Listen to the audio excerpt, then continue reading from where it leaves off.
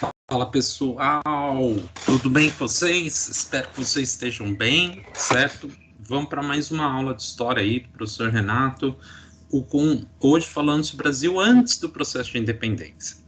Então, vamos lá?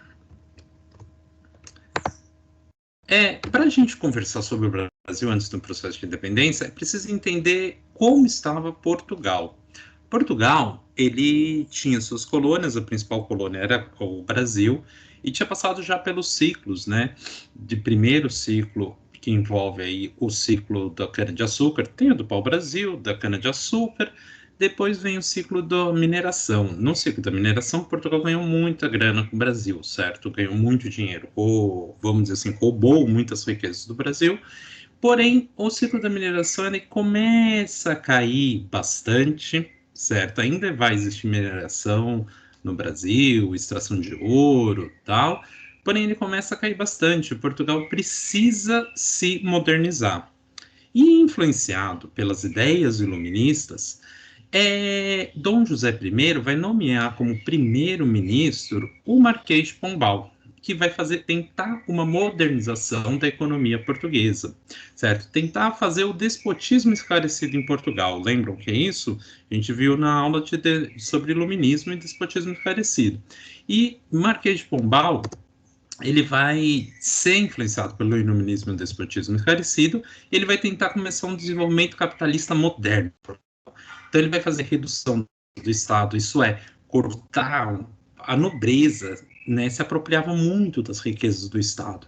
Então ele vai começar a cortar, olha lá, que talvez eu esteja aí, aqui está aparecendo o sinal que está ruim a transmissão, mas tudo bem, vamos ver, vamos continuar.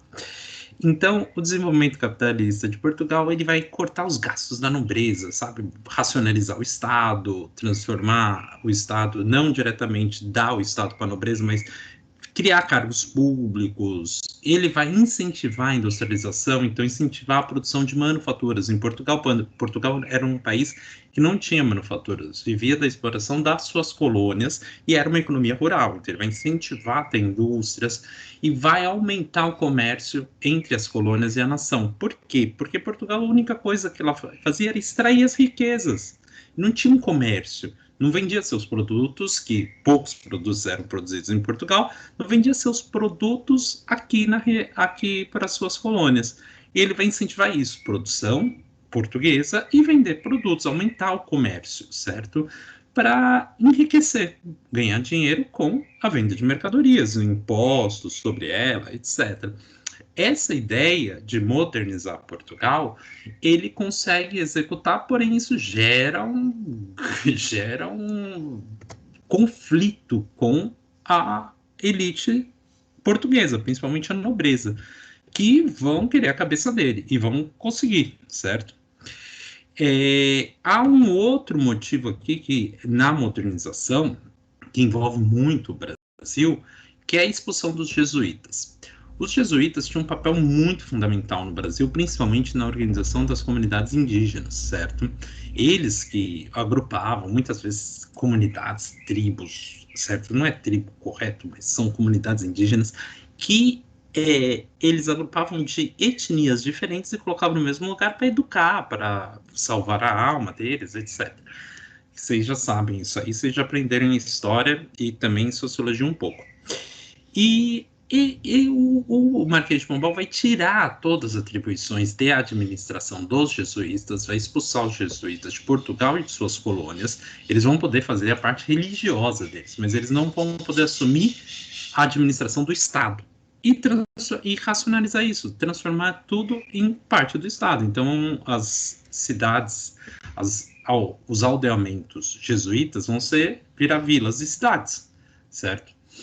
E muita gente, como eu disse, vão ficar descontente com o Marquês de Pombal. E logo que Dom José morre e assume sua filha, a monarquia, ele vai ser trocado. E boa parte dessas reformas que ele tentou modernizar em Portugal vão parar. Então, vai haver um desestímulo à industrialização, uma diminuição do comércio entre colônia e nação, vai ser mais de volta aquela exploração dos recursos aqui, certo? Para ganhar dinheiro lá e não mandar produtos para ser vendidos, etc. E vai voltar a aumentar os gastos do Estado. Então, essa modernização que começa com Pombal não vai dar certo, certo? Porque a elite portuguesa, principalmente a nobreza, não queria modernizar Portugal, não queria uma constituição portuguesa, etc. Isso é importante porque a gente vai entender que a elite comercial portuguesa vai se revoltar lá em 1821 contra isso, certo? Em 1820, desculpa, a gente vai falar ainda disso agora, na aula de hoje. Nesse processo, também há revoltas no Brasil, certo? Essas revoltas, certo, tem a ver com... São 3 revoltas mais importantes desse período, tem outras, mas eu vou falar de 3, 2 agora, uma depois. A primeira é a Conjuração Mineira, ou Inconfidência Mineira, que foi em 1789. A gente vê um quadro aí, que é um dos quadros mais famosos, que inclusive já caiu no Enem, que é o julgamento de Tiradentes. Para entender, certo, a Conjuração Mineira, tem que entender com a crise da mineração, não mineiração, que eu dei uma mineirada aí, vai, no português, depois eu vou corrigir no slide. Mas a crise da mineração envolve que caiu, desde 1750, vem caindo a quantidade de ouro extraído. Então, quem estava minerando, certo, vai começar a acumular menos. E Portugal vai arrecadar menos impostos. E como Portugal arrecada menos impostos, Portugal vai querer aplicar um imposto que chama derrama. A derrama é que você pagava, tinha vários impostos, eu acho que vocês estudaram isso já lá no início do ano, tinha vários impostos na sociedade mineira para extrair a questão da mineração, tal, do ouro extraído. E a derrama era um imposto pago anualmente, no qual, dos vários impostos, se você não tivesse atingido 20%, certo, que era o quinto, de tudo que você extraiu para pagar para a coroa portuguesa, a derrama ia cobrar essa diferença. Então, você juntava, pagava aqui, pagava ali e tal, e só 15% do que você extraiu, você pagou como imposto. Você teria que pagar esse 5% a mais na derrama, no imposto anual. E isso gerou uma revolta, porque começou a elite da mineração, das cidades mineradoras, elas começaram, Mariana, Ouro Preto, etc., começaram a conspirar contra Portugal. Então, foi setores da elite que vão se organizar para tentar a independência de Minas, da região mineradora, não a independência do Brasil. Isso é muito importante, porque não existia uma ideia de Brasil.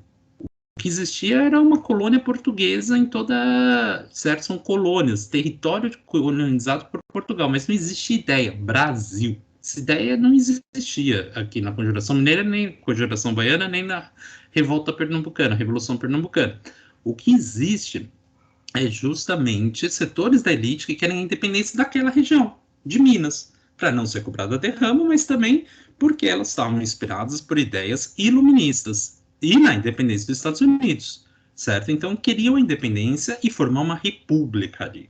Essas eram as ideias, para ter igualdade entre os homens, certo? Aqui eles não pensavam na libertação dos escravos. Aqui não estava influenciado ainda pelas ideias, por exemplo, da Revolução Haitiana, que vai acontecer depois do processo de independência da Conjuração Mineira, e nem da Revolução Francesa, certo? Aqui o que tem são as ideias iluministas que vão querer formar uma república independente para gerir o seu próprio país, certo? Gerir um próprio país. E essa revolta ela vai acabar antes de acontecer. Isso vai acontecer na Conjuração Mineira e na Conjuração Baiana. Porque os revoltosos que estavam se organizando para fazer uma revolta, certo? Eles foram denunciados. E aí, entre eles, o único que vai ser preso, levado ao enforcamento, é Tiradentes, certo? Que vai ter uma repressão muito forte, certo? Vão prender alguns líderes, mas o que vai ser o mártir da revolta é Tiradentes. E ele vai depois virar uma figura central da República Brasileira, principalmente durante a ditadura, que fez imagens de Tiradentes comparando... Se vocês olharem a imagem de Tiradentes e olharem a imagem de Jesus Cristo, parece muito. E a ditadura militar criou muito essa imagem. Os republicanos em 1889, mas depois a ditadura militar, porque queriam criar uma figura que representasse a independência do Brasil. Tiradentes, ele lutou, mas não foi pelo Brasil, certo? Era pela independência de Minas, lutou contra a dominação portuguesa. Mas a ideia ali era formar uma república na região de Minas Gerais, não em todo o Brasil, porque não existia essa ideia de todo o Brasil ainda. E ele vai fazer essa luta e ele vai ser, por ele ser, certo, Tiradentes ser do, vamos dizer assim, ele não era da elite diretamente, mas ele estava envolvido, certo, na conspiração. Ele foi um dos mentores, ele pensou tal. E aí a ditadura militar depois se apropria da figura de Tiradentes para se transformar no mártir da independência brasileira. Afinal, a independência brasileira, como a gente vai ver, foi feita pelos portugueses, não pelos brasileiros. E Tiradentes era um autêntico brasileiro. E aí, assim que termina, antes de começar a Conjuração Mineira, ela termina derrotada, reprimida, com o assassinato, certa prisão e enforcamento de Tiradentes.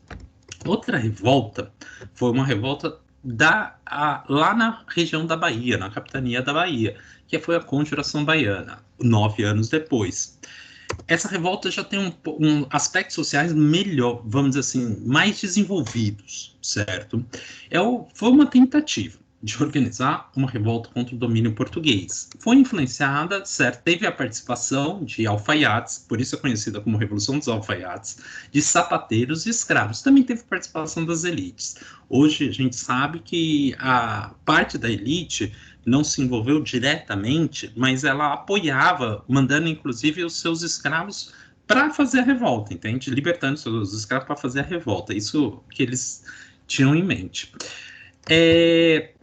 Ela vai se inspirar no Iluminismo, na Revolução Francesa, em processo de independência dos Estados Unidos e do Haiti. E aqui que entra um diferencial da Conjuração Baiana. Se vocês olharem aí esse desenho, um desenho, né, não tinha foto na época, os principais líderes eram negros, certo? Lucas Dantas, Manuel Faustino, Luiz Gonzaga, João de Deus, e tinha um outro que é o Cipriano Barata, que esses principais líderes eram negros. O Cipriano Barata era um cirurgião que era branco, vindo de famílias portuguesas. Esses principais líderes, eles queriam uma revolução, certo? Que separasse a Bahia, de novo, não tinha ideia de Brasil, não existia a ideia de que vamos formar uma nação com todo esse território português. Eles queriam a separação da região, certo? Da Bahia, porque eles estavam descontentes, primeiro, que tinha acontecido o deslocamento da capital da Bahia para o Rio de Janeiro. Isso acontece lá na época da mineração, porque daí sai o que era extraído das minas pelo Porto do Rio, e aí tem um controle maior, aproximar, certo? Então, essa mudança, então eles estão descontentes com isso, havia falta de investimento na Bahia, havia uma crise econômica, crise da produção na Bahia com a questão da cana-de-açúcar, etc. Então, todos esses motivos, essas crises sociais, vão levar a essa tentativa de revolta. E essa tentativa de revolta, de novo, é frustrada. Por que é frustrada? Porque, para eles conseguirem... Essa revolta, ela defendia a formação de uma república com a libertação dos escravos e a abertura dos portos, certo? Por quê? Por tirar o controle dos portos de Portugal para o controle da elite local, certo? Para que a riqueza entrasse para ser investida. A revolta vai ser de novo massacrada antes de acontecer. Como que eles vão ser presos? Eles faziam panfletagens, colavam cartazes, chamando a população para se revoltar contra o domínio português. E numa dessas, os líderes que estavam panfletando foram presos, certo? E um deles denuncia toda a organização da revolta. Trair. Assim como na Conjuração Mineira houve traição, aqui houve traição também. E ao denunciar, os principais líderes negros são presos e enforcados em praça pública como exemplo para que não aconteça. Cipriano Barata, que vai ser um cirurgião que vai participar, certo, dessa revolta, não, ele vai ser preso, vai pagar multa e tal, mas ele não vai ser enforcado. Vão enforcar os líderes negros. Isso é uma questão, isso atravessa a questão racial no Brasil, certo? Imaginem ex-escravos que estão liderando rebeliões, ou estão liderando tentativas de rebeliões, certo? Esses esses aí tem que entender para a elite brasileira, que na verdade é na época ainda a elite portuguesa, eles têm que entender que o lugar deles está fora de cogitação de qualquer parte no poder. Tudo bem? Infelizmente era assim que a elite pensava. E a Conjuração Baiana, assim como a Conjuração Mineira, vai acabar justamente nessa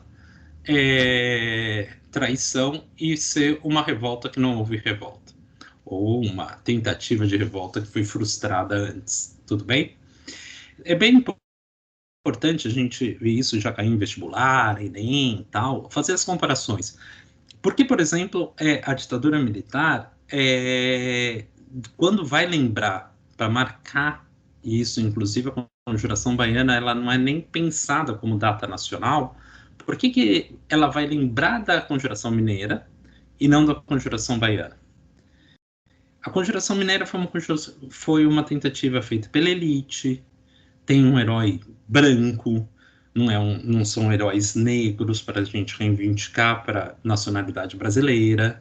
Então, a Conjuração Mineira, isso já foi debate,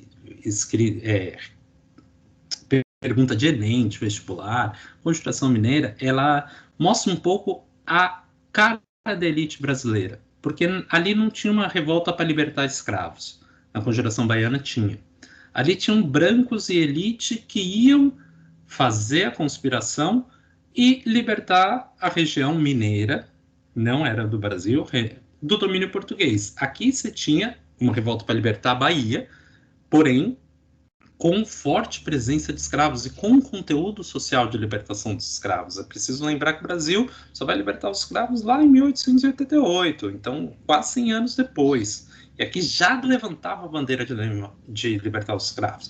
E são heróis negros. Então, existe... Por que no imaginário brasileiro foi recuperado Tiradentes e a Conjuração Mineira e não a Conjuração Baiana? Justamente isso demonstra um pouco do que a gente chama de racismo estrutural no Brasil. Entende? Não lembrar, certo, aqueles que lutaram pela independência antes, que são os heróis negros. Tudo bem? São um dos motivos aqui. Tem outros, a gente poderia debater um pouco maior, a importância de Minas, a importância da Bahia na economia nacional, na configuração nacional, as elites e a influência no poder, então, você pegar a Primeira República e tal. Mas isso aqui é importante, só queria pontuar isso aí para vocês.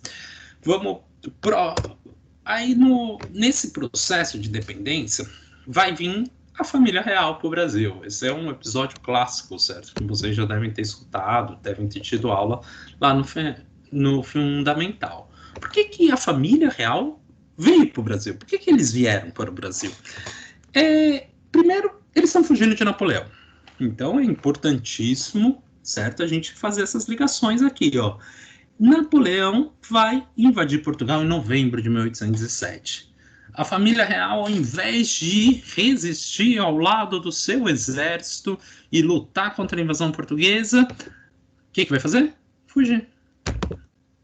No mesmo mês, eles vão negociar com a Inglaterra e vão vir para o Brasil. Então, vão fazer uma negociação com a Inglaterra para fugir de Portugal.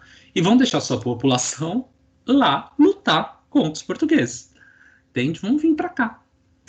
E essa ajuda inglesa, certo, para vir, vai transformar uma coisa que vai acabar com o que a gente chama do exclusivo colonial.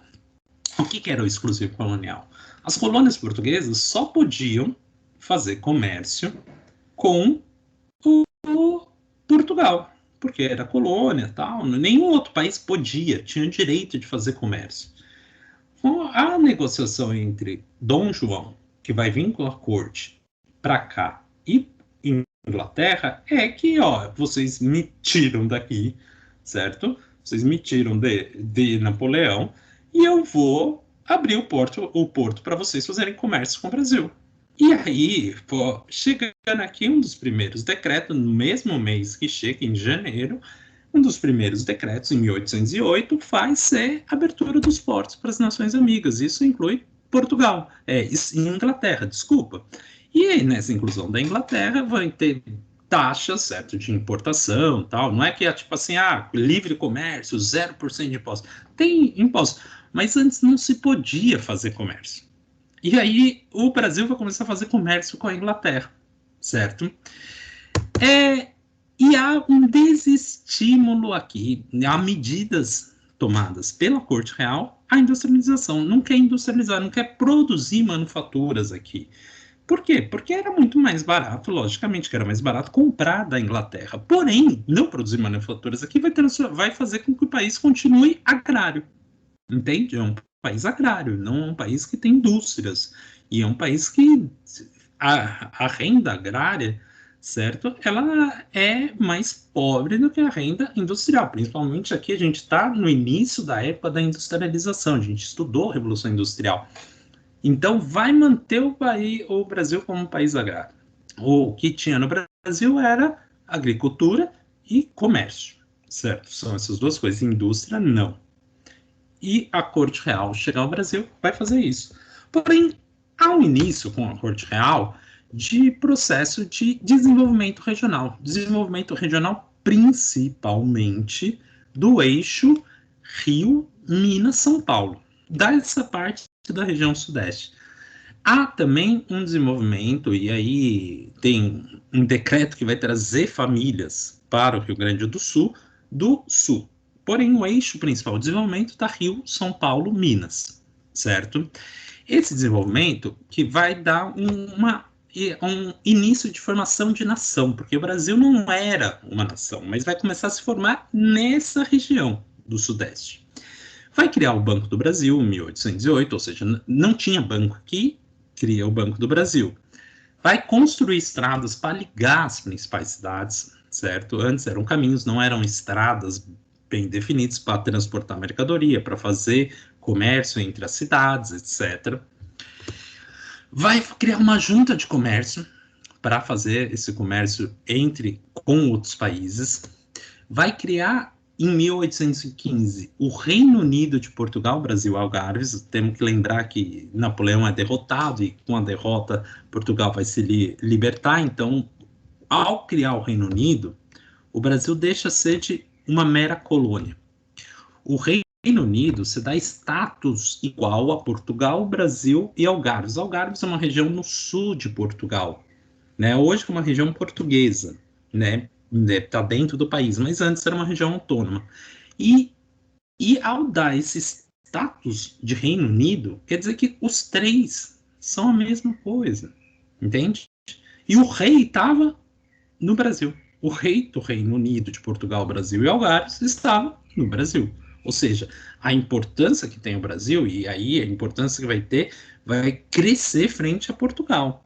Então, frente aos interesses da metrópole, certo? Antes era relação metrópole-colônia, agora você tem uma igualdade, uma autonomia entre Portugal, Brasil e Algarves.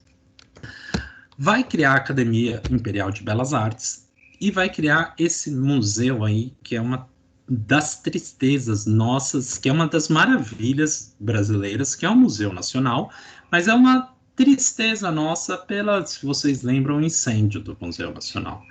Né? O Museu Nacional, aí, ó, ele tem mais de 200 anos, certo, de história. E ele foi a criação do museu, a criação da Academia Imperial de Belas Artes e do Museu Nacional é o início da ciência no Brasil, o início de desenvolver conhecimento, universidade, ciência no Brasil. Então, essa movimentação vai começar a dar uma cara. Aquilo que era uma colônia que era para explorar, tirar recursos naturais, etc., vai começar a se transformar e dar uma cara de nação. Entende? Mas uma nação reduzida ao eixo Sudeste-Sul. Dá para entender? Não tem um desenvolvimento para o Nordeste, para o Norte. Imagina, o Norte estava completamente abandonado.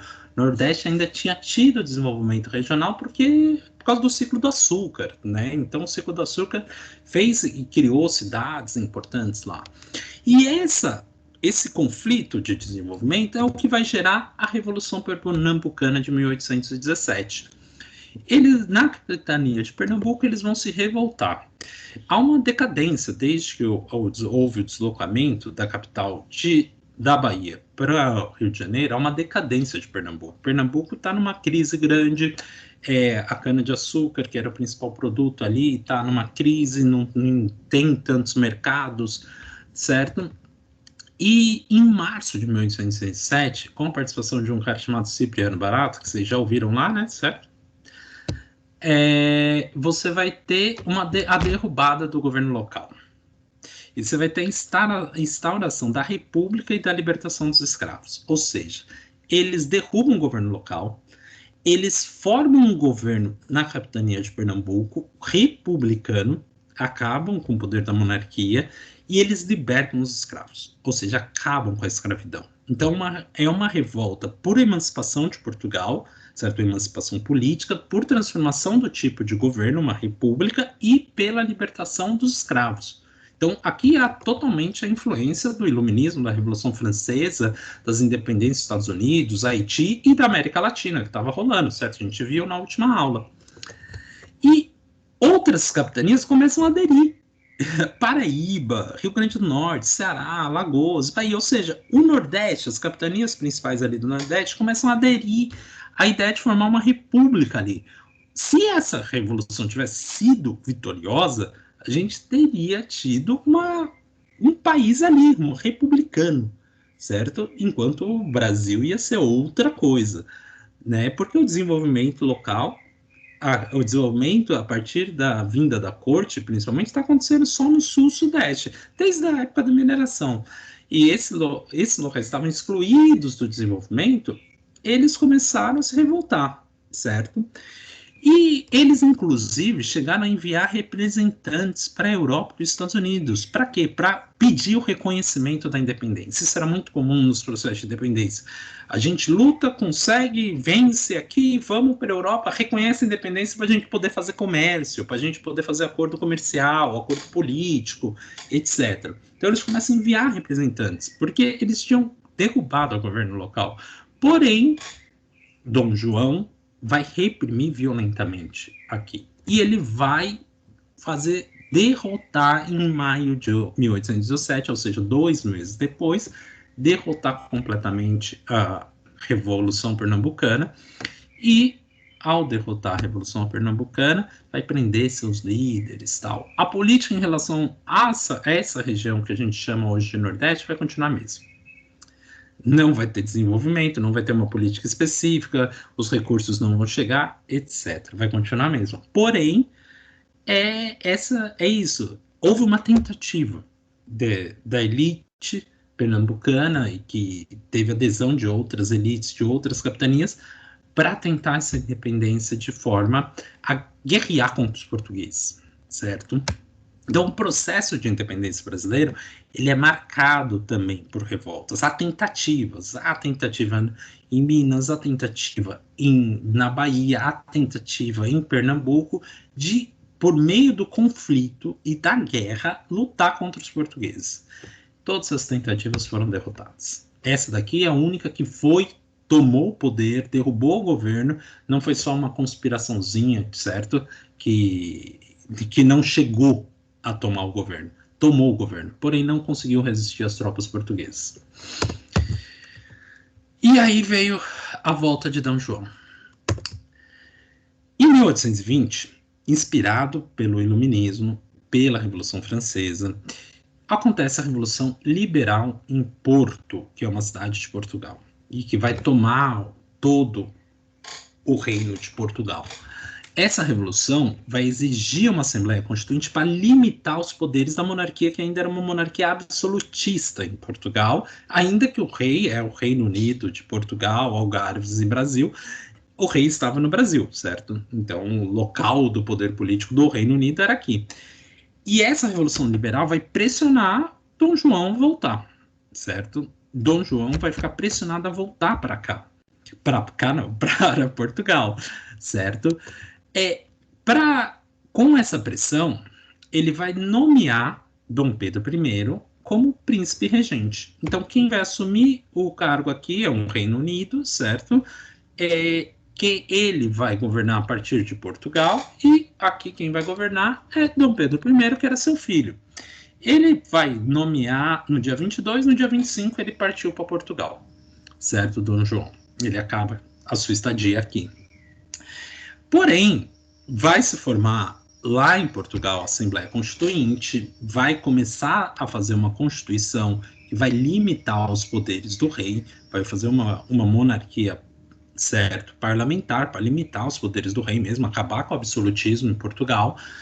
E esse fim do absolutismo não quer dizer que vai gerar a independência brasileira. Ao contrário, a elite portuguesa, por mais que limitasse o poder da nobreza, o que ela vai querer? Suspender o status de autonomia brasileira. Então, vai pressionar, certo, o Brasil para acabar com essa autonomia. Rebaixar. O Brasil tinha subido de um país que era colônia de Portugal para um país associado, no mesmo reino. E eles querem rebaixar de novo o Brasil para a colônia portuguesa. Essa pressão portuguesa vai ser fundamental para a independência. Entende? Uma das questões aqui está pressionando Dom Pedro a voltar para Portugal. E isso vai justamente gerar o processo de independência aqui no Brasil. Essa vai ser o tema da nossa próxima aula, pessoal, tá bom? Espero que vocês tenham gostado aí. Ficamos por aqui por enquanto.